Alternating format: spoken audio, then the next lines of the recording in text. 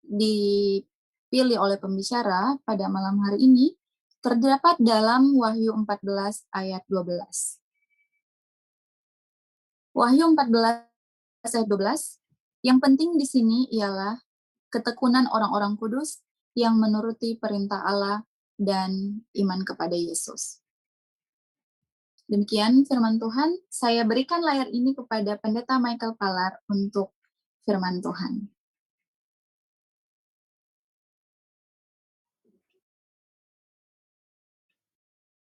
Baik, selamat sahabat, saudara-saudaraku yang kasih dalam Tuhan. Senang sekali oleh karena kita boleh berjumpa kembali pada saat yang sangat istimewa, yaitu 10 hari berdoa. Tentunya selama 9 hari ke belakang dan hari ini adalah hari yang ke-10, kita sudah merasakan satu pengalaman yang istimewa, berpuasa, mengendalikan diri, berdoa, bukan hanya pada waktu kita sedang di pertemuan-pertemuan dari malam ke malam, tetapi berdoa secara pribadi yang lebih banyak daripada kebiasaan kita biasanya.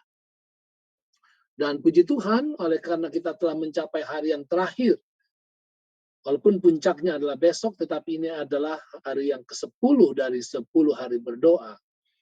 Dan judul yang telah ditentukan pada malam hari ini adalah Umat Allah yang Sisa dan Doa.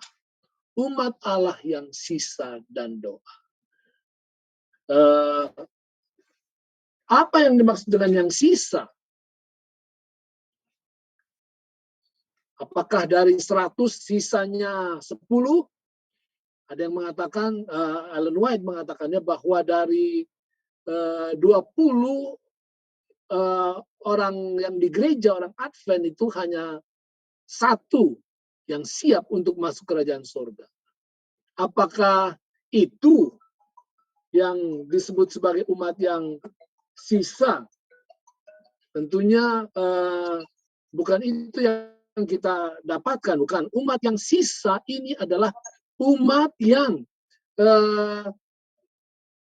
berjalan dari pengalaman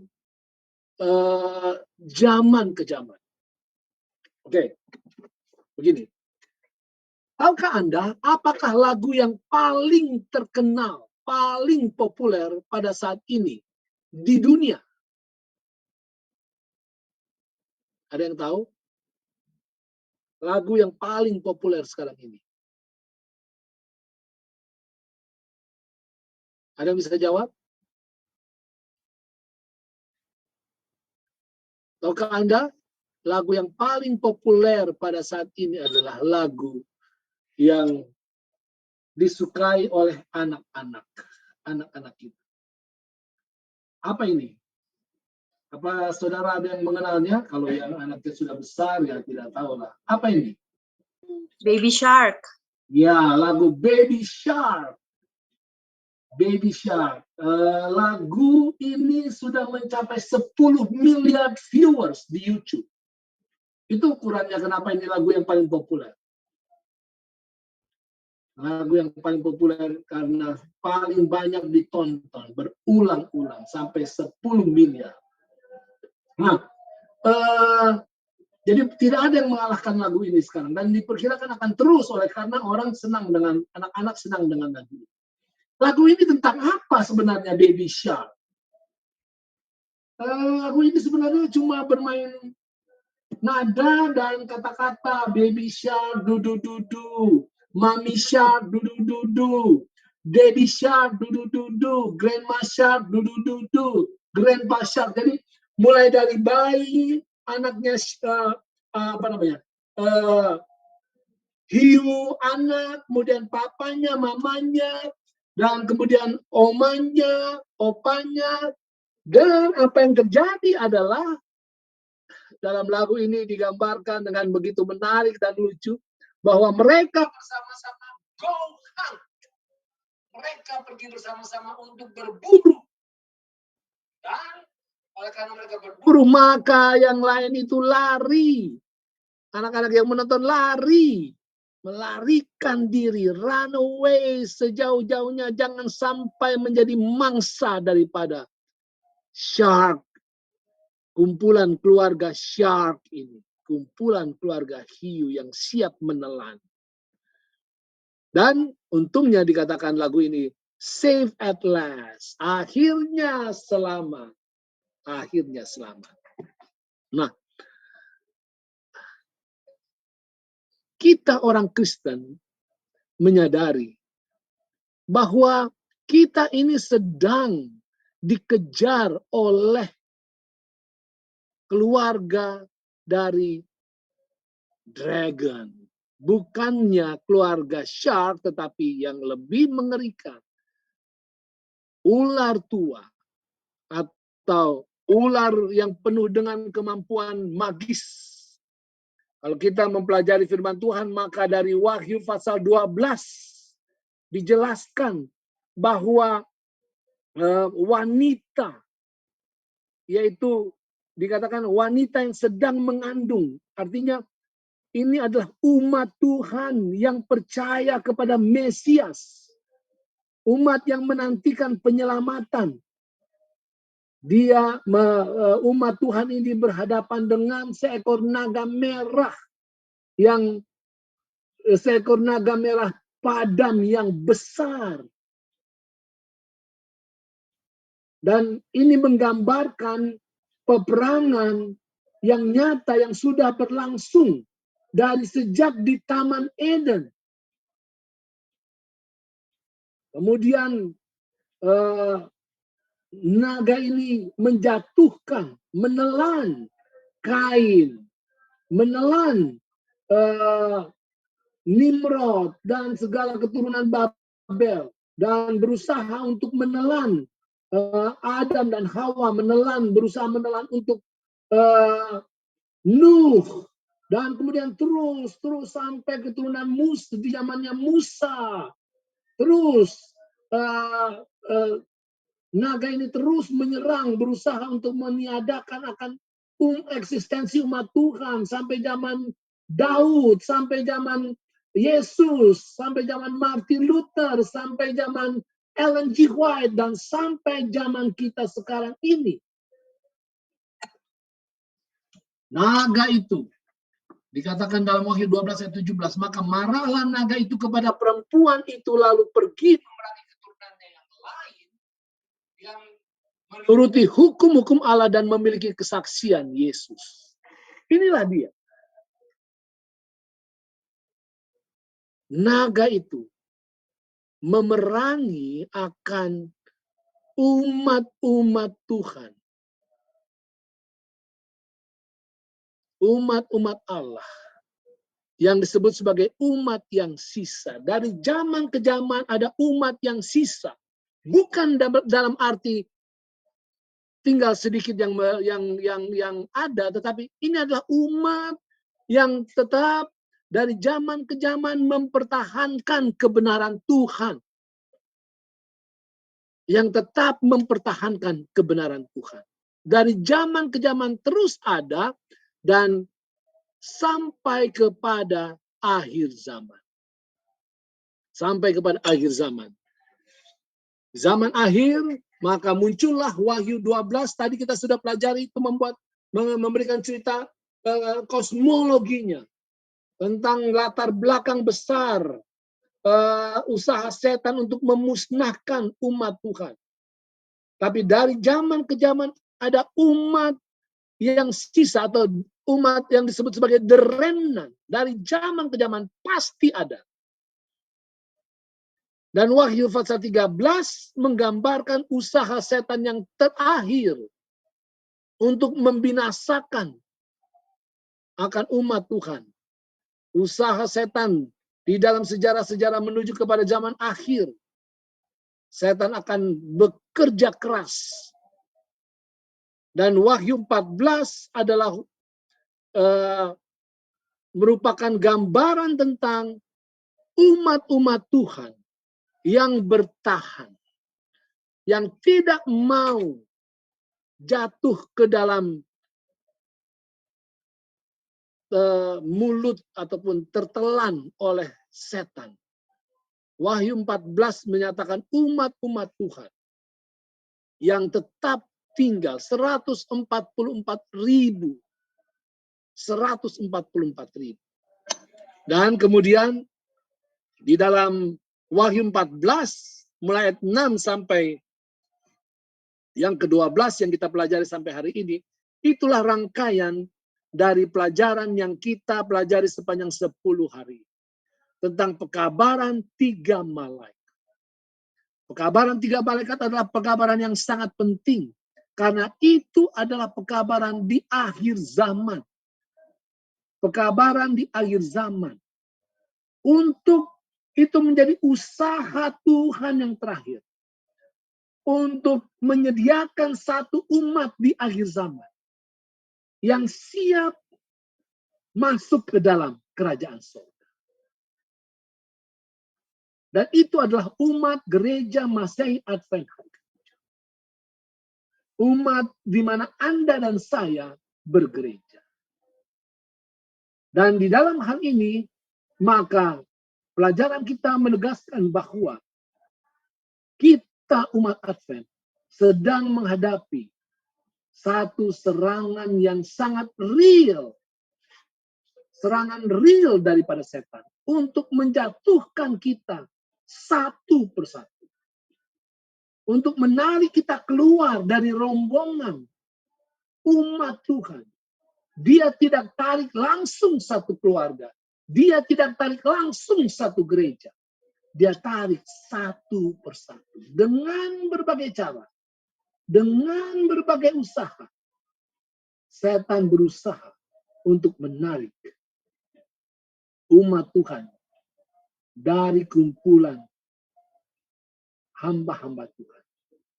Dan di dalam pekabaran 3 malaikat ini, maka pekabaran itu memberikan amaran kepada dunia dan kepada umat Tuhan juga. Untuk kita takut akan Tuhan. Takut akan Tuhan lebih daripada apapun. Dan kita adalah umat Tuhan yang menjadi hasil dari panggilan Wahyu pasal 14 ayat yang ke-7. Saya tidak tahu saudara merasa atau tidak. Tetapi umat Masehi Advent hari ke-7 adalah umat yang menyambut panggilan Tuhan untuk takut akan Allah, memuliakan Tuhan, dan siap bagi penghakiman dan menyembah Dia yang telah menjadikan langit dan bumi dan segala mata air. Itulah kita.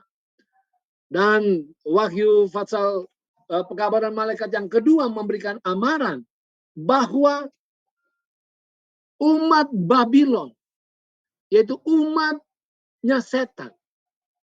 Umatnya setan sudah pasti akan rubuh. Sudah pasti rubuh. Dikatakan sudah rubuh Babel.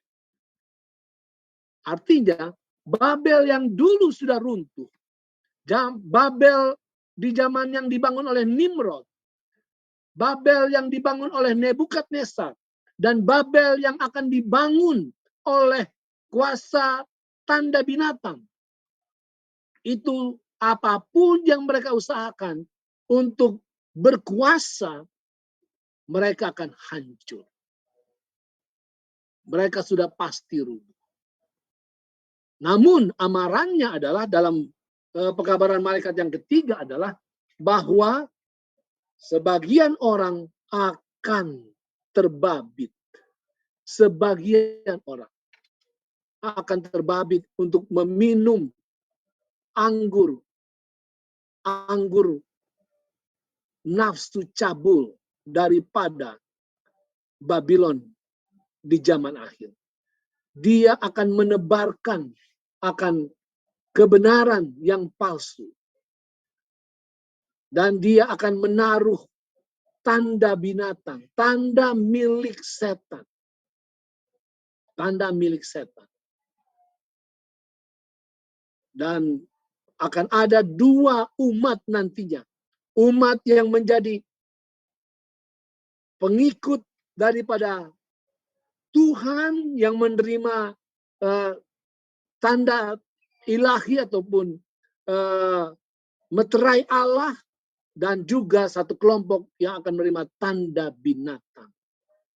Dan tanda yang paling nyata itu adalah soal pemeliharaan hari perbaktian, yaitu hari Sabat yang menjadi tanda perbaktian kepada Allah yang benar, dan hari Minggu menjadi tanda perbaktian kepada Allah yang palsu, Yesus yang palsu.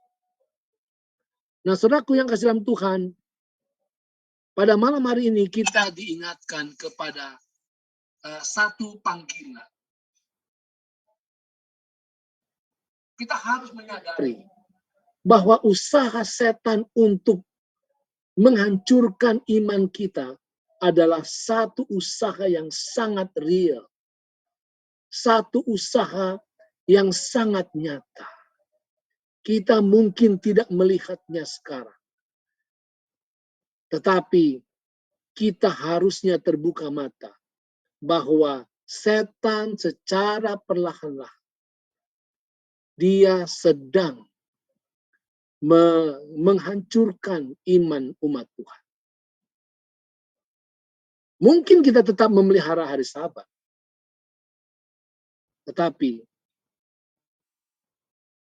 bukan hanya soal hari Sabatnya, tetapi apakah hati kita benar-benar terpaut kepada Tuhan. Karena ada orang yang berbakti kepada Tuhan, namun hatinya tidak kepada Tuhan. Hatinya tidak kepada Tuhan. Setan sedang berusaha menyusup ke dalam gereja kita, kepada gereja Tumoto, kepada gereja-gereja yang lain, kepada organisasi kita. Setan mau menjatuhkan kita satu persatu. Ada dua metode setan yang pasti dia akan gunakan. Yang pertama adalah dia akan menggunakan cara dengan membujuk. Dia akan membujuk, memberikan tawaran-tawaran, ajakan-ajakan untuk meninggalkan gereja Tuhan, meninggalkan kebenaran Tuhan dengan berbagai bujukan-bujukan yang baik. Kedudukan, materi, kesenangan, kenyamanan, itu adalah bujukan-bujukan setan yang paling berhasil. Ada banyak orang yang memilih untuk meninggalkan kebenaran Tuhan. Atau ada banyak orang yang memilih untuk hidup dalam kebenaran Tuhan setengah-setengah daripada setia kepada Tuhan sepenuhnya. Kenapa? Karena hati mereka tetap terpaut kepada ajaran ataupun bujukan setan. Cara setan yang kedua adalah dengan mendatangkan kesusahan, mendatangkan penganiayaan, mendatangkan penderitaan. Setan akan membawa berbagai tekanan-tekanan yang membuat kita ketakutan. Apakah benar setia kepada Tuhan ini akan menguntungkan bagi kita? Saudara, dengan dua metode ini setan akan berusaha untuk menghancurkan iman kita. Dan itulah sebabnya umat yang sudah menerima panggilan Tuhan, umat Advent, kita, saudara dan Anda, diberikan satu pekabaran khusus. Pekabaran khusus di dalam Wahyu pasal 14 ayat 12. Apa pekabaran khusus yang harus kita perhatikan? Ini dia, saudara. Ini khusus untuk Anda dan saya. Yang penting di sini ialah ketekunan orang-orang kudus. Itu yang pertama. Saudara, tekunlah di dalam Tuhan apapun yang terjadi. Ketidakadilan akan pasti menimpa. Ketidakadilan akan datang menimpa kita untuk menggoyahkan iman kita. Saudara, tekunlah. Jangan oleh karena kesenangan dunia, maka kita meninggalkan kebenaran, sahabat. Tekun. Jangan oleh karena pertentangan di antara sesama umat beriman, maka kita meninggalkan akan iman kita. Tekunlah. Saudara, ada 3 hal kata tekun ini, makna tekun. Tekun itu artinya sabar. Di dalam bahasa aslinya menyangkut kata sabar. Sabar artinya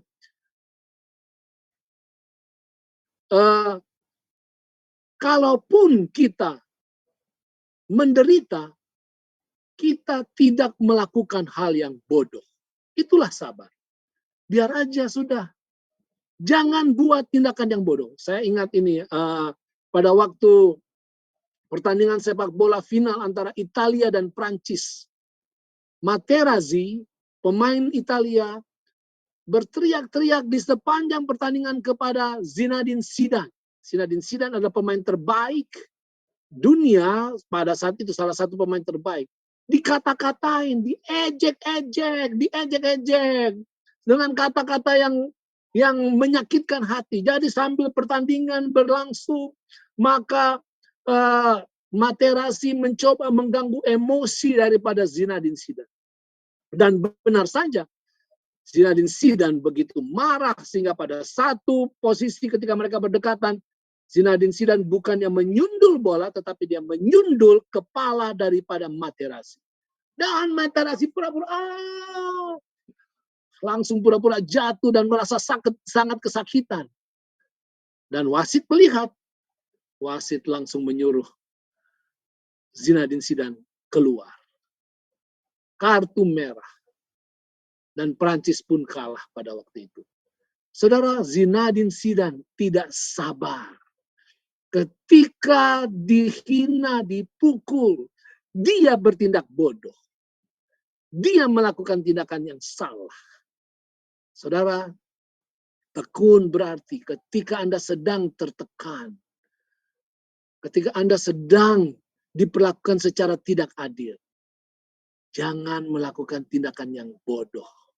Jangan melakukan tindakan yang memperkeruh masalah.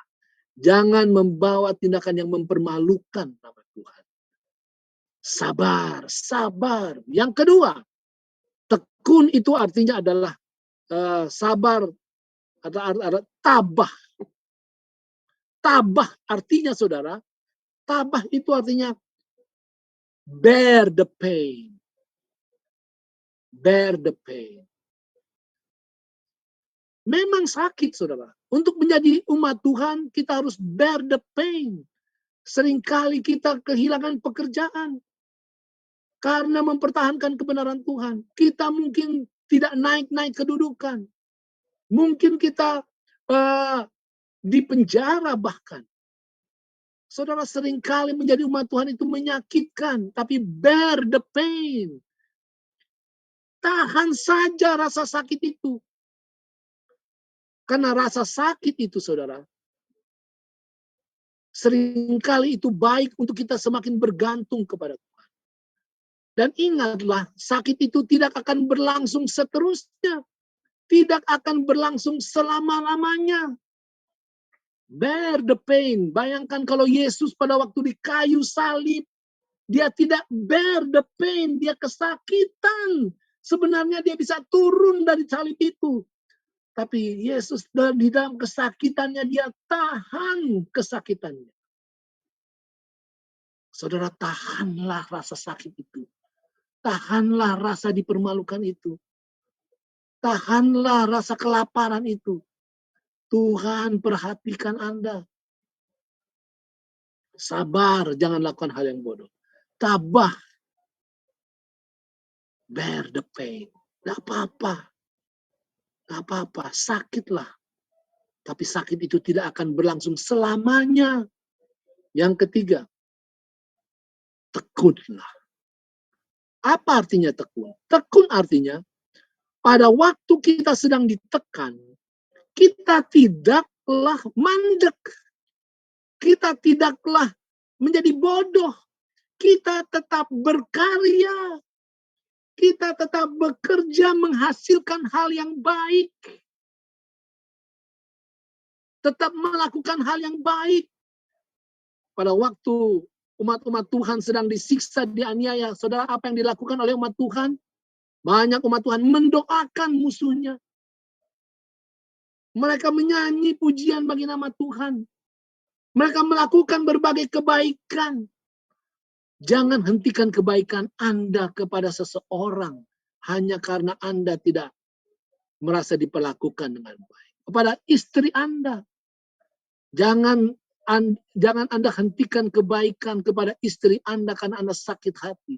Jangan Anda hentikan kebaikan kepada suami Anda karena Anda sakit hati. Kepada anak-anak, kepada ketua jemaat, kepada rekan kerja, tetap lakukan kebaikan. Itulah makna ketekunan, sabar, tabah, dan tekun. Ini khusus pekabaran umat Advent. Yang kedua, menuruti perintah Allah. Apa yang dimaksudkan dengan menuruti perintah Allah? Menurut 10 hukum sudah. Kita semua sudah menurut 10 hukum. Anda tidak ada yang membunuh, bukan? Tidak ada yang mencuri, bukan? Tidak ada yang berzina, bukan? Tidak ada yang menyebut nama Tuhan dengan sembarangan, bukan? Saudara, jangan sampai kita seperti anak-anak muda yang kaya. Semua itu sudah kulakukan. Saudara, yang dimaksudkan dengan menuruti perintah Allah adalah kita memiliki tabiat Allah. Sasaran daripada hukum Allah adalah untuk menjadikan kita memiliki tabiat Allah. Bukan hanya sekedar letter leg, tidak melakukan apa yang diperintahkan oleh Tuhan supaya jangan kita lakukan. Lebih daripada itu. Menurut perintah Allah ada artinya kita memiliki kasih, memiliki keadilan, memiliki kerendahan hati. Tidak ada dalam 10 hukum disebut jadi rendah hati. Jadilah rendah hati. Bukan, tidak ada. Tetapi itu tersirat di dalamnya, dan itu adalah tabiat umat Allah. Hormati sesama pegawai jemaat. Hormati ketua-ketua jemaat. Jangan mau meninggikan diri, saudara, dengan memelihara sabat, tetapi Anda memelihara kebencian kepada satu orang di gereja. Percuma sabat itu, percuma. Tidak ada artinya sabat itu. Kalau kita ngambek, ataupun kita mungkin tetap menyimpan ketidaksukaan terhadap satu dengan yang lain. Menuruti perintah Allah artinya kita menerima tabiat Allah. Yang ketiga, saudara, khusus untuk pekabaran kepada umat Tuhan, umat Advent adalah iman kepada Yesus. Apa itu iman kepada Yesus? Ada dua. Yang pertama, iman kepada Yesus adalah memiliki kepercayaan kepada Yesus. Kita percaya. Apakah Anda menerima Yesus sebagai juru selamat Anda pribadi? Apakah Anda menerima Yesus sebagai juru selamat setiap hari? Apakah Anda bersaksi bahwa Yesus adalah juru selamat Anda kepada lingkungan Anda, lingkungan kantor? Apakah anak Anda tahu bahwa Anda ini adalah percaya kepada Yesus? Itulah artinya iman kepada Yesus yang pertama. Kita percaya dan orang bisa lihat kita percaya kepada Yesus. Tetapi yang kedua, iman kepada Yesus adalah melakukan seperti yang Yesus lakukan. Saudara, apa yang Yesus lakukan? Yang Yesus lakukan adalah mission impossible. Apa itu mission impossible? Misi yang tidak mungkin.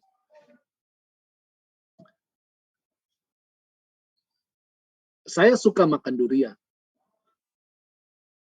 Anda sebagian tidak mungkin. Tapi pasti banyak yang suka makan durian.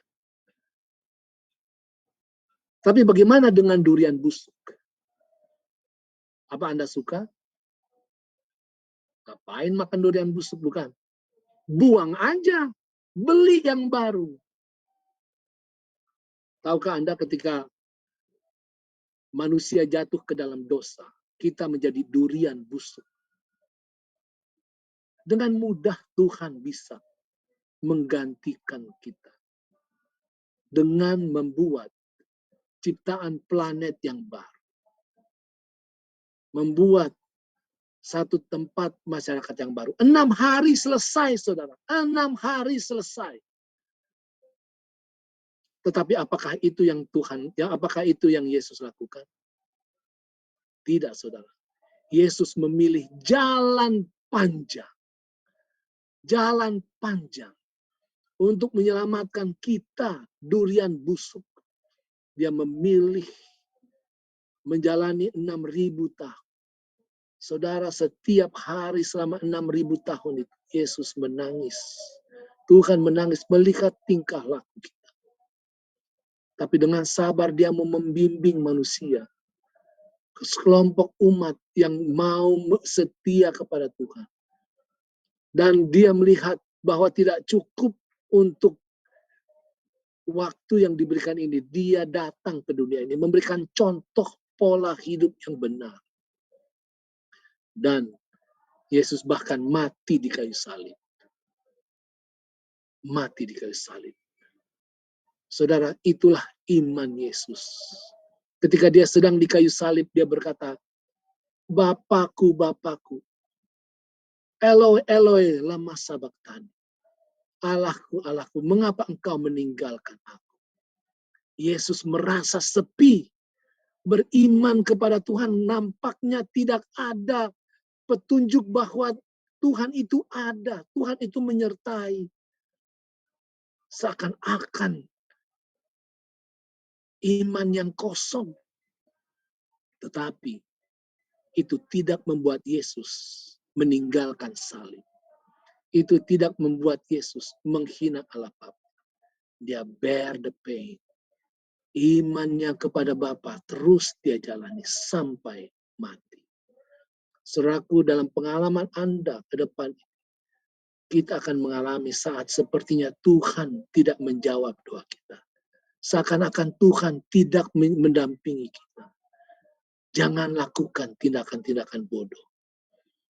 Tantangan dari setan itu akan semakin nyata dan semakin berbahaya, semakin menghancurkan iman orang.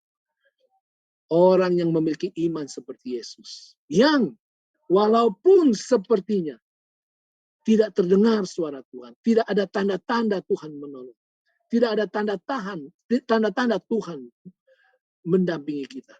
Tetapi kita tetap percaya kepada iman yang diajarkan oleh gereja kita. Percaya bahwa inilah kebenaran. Dan kita akan terus berjalan sampai apapun kesiksaan, kesusahan, penderitaan yang terjadi. Kita akan berjalan terus. Umat Tuhan yang seperti inilah yang akan siap untuk masuk ke dalam kerajaan surga. Umat yang cengeng, umat yang gampang sakit hati, umat yang sombong tidak akan masuk ke dalam kerajaan surga. Tuhan mau membangun kita. Jangan tetap menjadi durian busuk. Jadilah durian yang nikmat. Apapun yang terjadi. Tuhan memberkati kita.